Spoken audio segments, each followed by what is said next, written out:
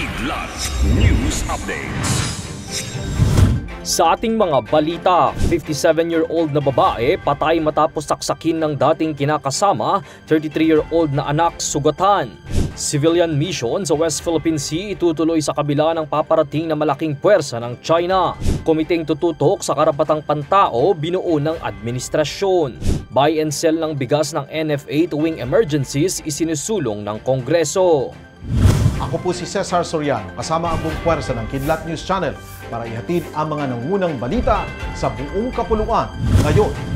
Patay ang 57 anyos na babae matapos pagsasaksakin ng bolo ng dati nitong kinakasama sa barangay Manghaay, Tuburan, Cebu ngayong araw, May 13. Batay sa ulat ng pulisya, pinasok umano ng 69 anyos na suspect ang bahay ng kanyang ex-partner at inatake niya ito gamit ang 14 inches na bolo habang ito'y natutulog kaninang alas 3 ng madaling araw. Sinubukan umanong awatin ng 33 anyos nilang anak ang suspect ngunit tinamaan ito ng bolo sa ulo at sa ibang parte ng kanyang katawan. Pagkaraan nito, pinagsasaksak din ng suspect ang kanyang sarili.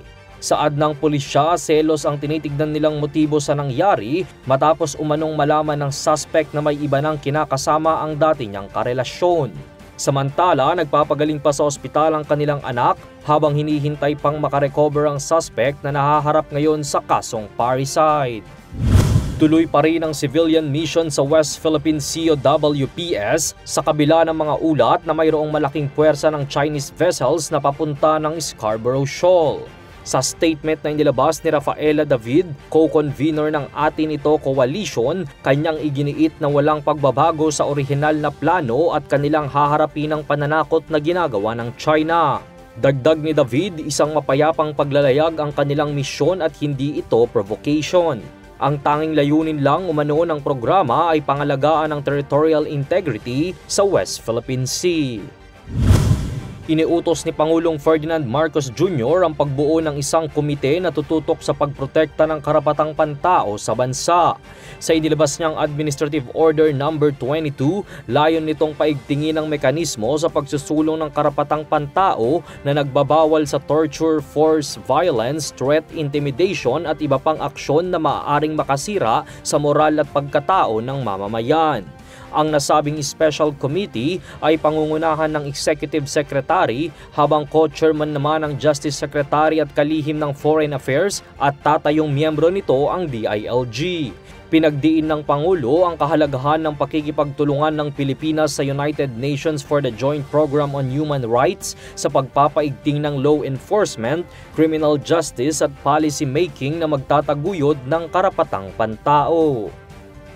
Bibigyan ng otoridad ng House Agriculture and Food Panel ang National Food Authority o NFA na mag-buy and sell ng bigas sa mga panahon ng emergency. Ito ang isa sa provision sa substitute bill na naglalayong amyendahan ng Rice Tarification Law.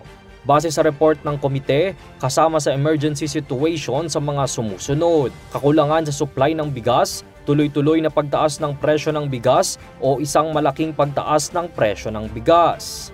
Ang pagtatalaga ng emergency situations ay nakabase pa rin sa kalihim ng Department of Agriculture at nakabatay sa rekomendasyon ng National Price Coordinating Council o ng Local Price Coordinating Council.